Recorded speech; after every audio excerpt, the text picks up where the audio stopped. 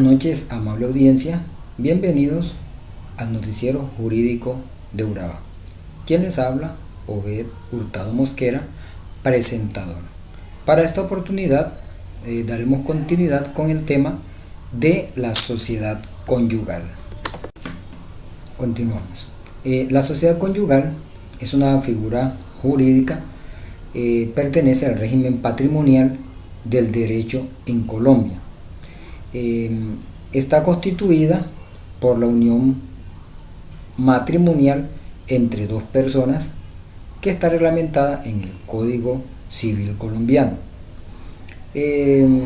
Justamente en el Código Civil colombiano, en el artículo 1781 y los subsiguientes, encontramos las disposiciones generales sobre la Constitución, esas características de dicha sociedad.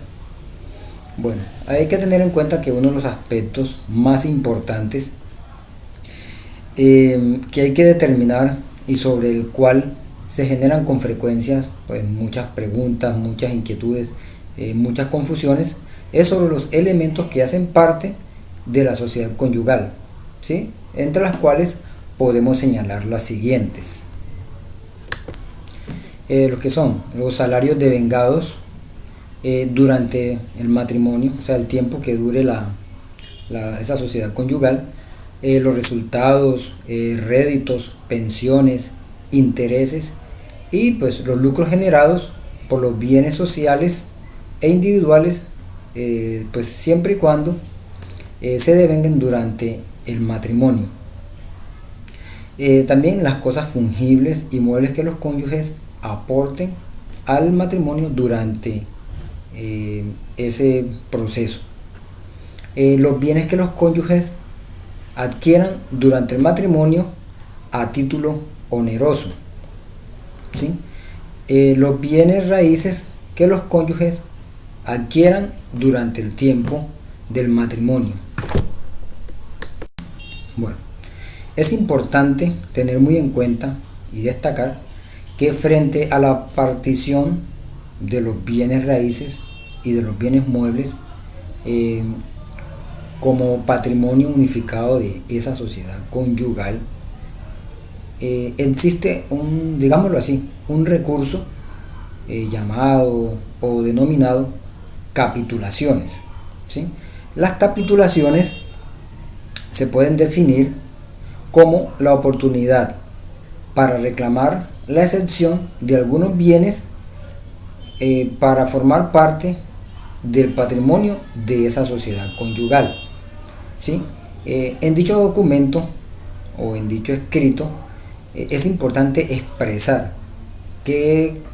cuáles son los bienes que no participarán en el patrimonio y debe estar firmado por ambos cónyuges. O sea, ambos cónyuges en ese momento deben de firmar cuáles entran y cuáles no entran a ser parte de esa sociedad conyugal.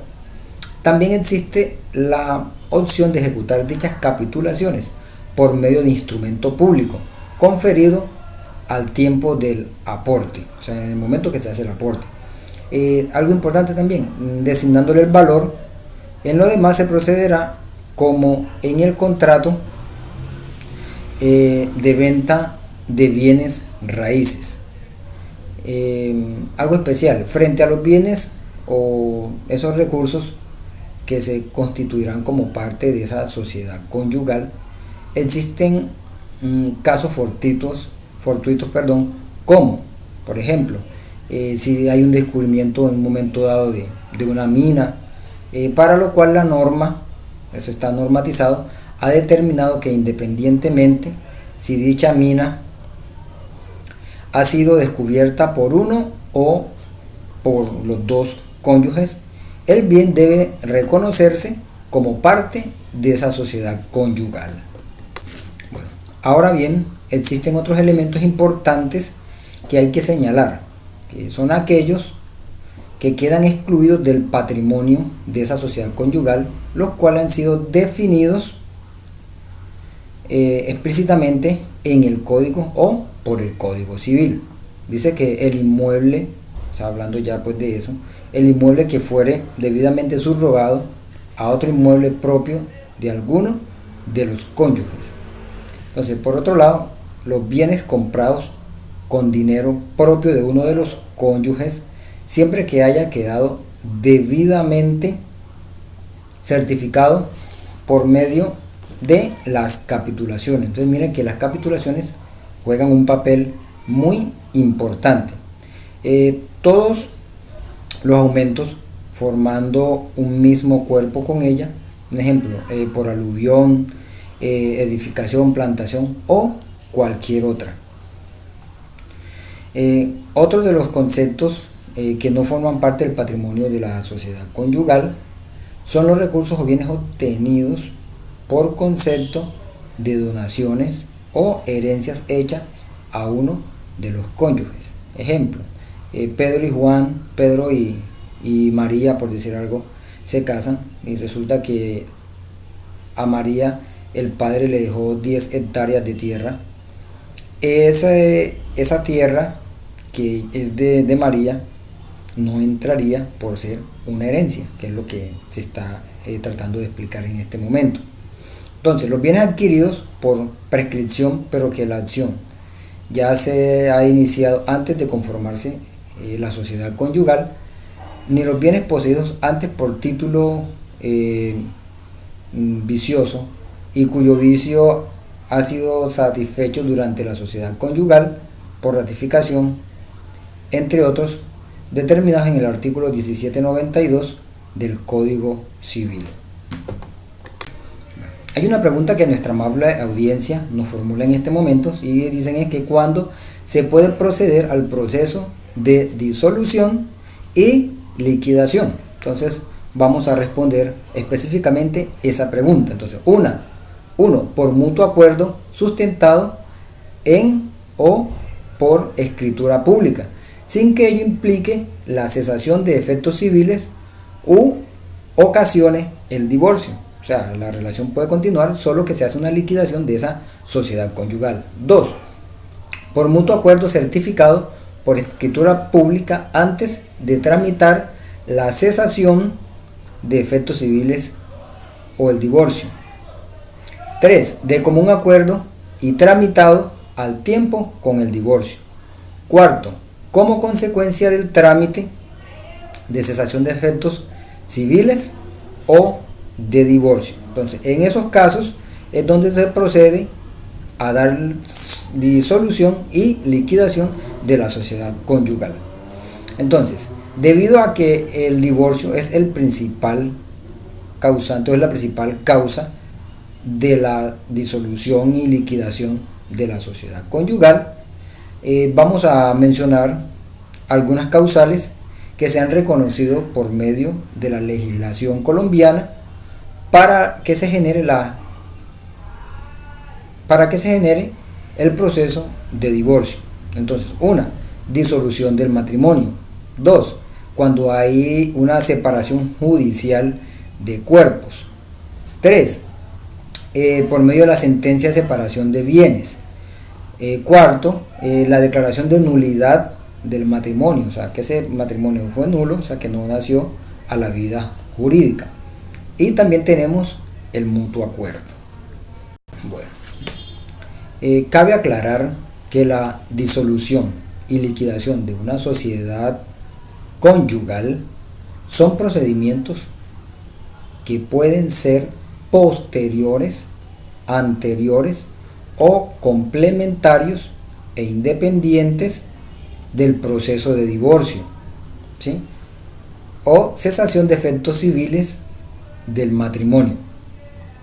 Dentro del procedimiento de disolución y liquidación de esa sociedad conyugal, en primera instancia, se procede a la división en partes iguales de los bienes, o sea, entre los cónyuges. Y, ojo, y algo importante, también las deudas que se hayan contraído o se hayan generado durante la vigencia de esa sociedad. Entonces, la distribución se debe hacer en partes iguales, no es impargitable, ya que los cónyuges tienen la posibilidad, ¿sí?, de establecer acuerdos que varíen a lo dispuesto por la ley. Entonces, la ley puede taxativamente decir, mire, se debe hacer esto o aquello, pero los cónyuges de común acuerdo pueden llegar a soluciones muy prácticas, ¿sí? Entonces, siempre que a través de los acuerdos se logren positivamente y que estos no transgredan en ningún momento derechos fundamentales, y que aparte de eso, ojo, hay que tener en cuenta, se encuentren enmarcados en la legalidad, o sea, que no sean ilegales. Por ejemplo, la renuncia a las utilidades generadas por un bien de la sociedad por parte de uno de los cónyuges con la finalidad de efectuarlo como una contribución al mejoramiento de esas condiciones económicas para la educación de los hijos. Entonces, hombre, eso es legal, eso es viable, porque todo niño en Colombia tiene derecho a la educación, a la salud. ¿Sí? Bueno, nuestra audiencia, que ha estado bastante activa e interesada en este caso, en este programa, específicamente en este tema, también hace la siguiente pregunta, que ¿a quién se le adjudica el proceso de disolución y liquidación de la sociedad conyugal?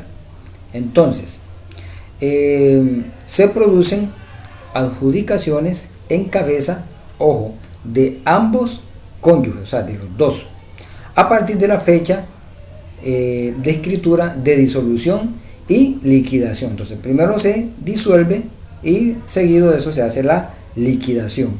¿De quién? De esa sociedad conyugal.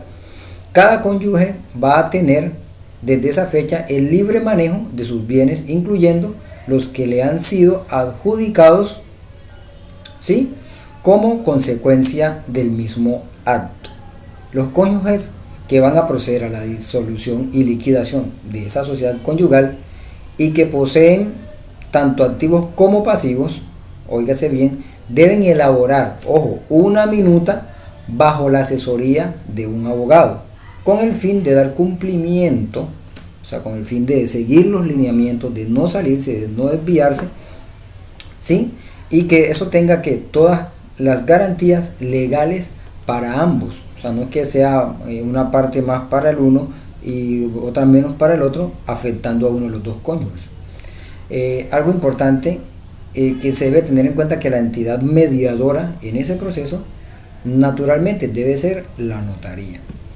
Se puede mantener al margen, la notaría debe estar al margen de cualquier conflicto que pueda surgir entre los cónyuges en el momento o en un futuro inmediato, o sea, más adelante.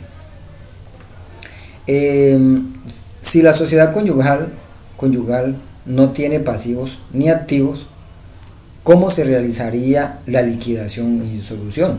Algunos están preguntando, haciendo esa pregunta también. Esa pregunta también tiene respuesta.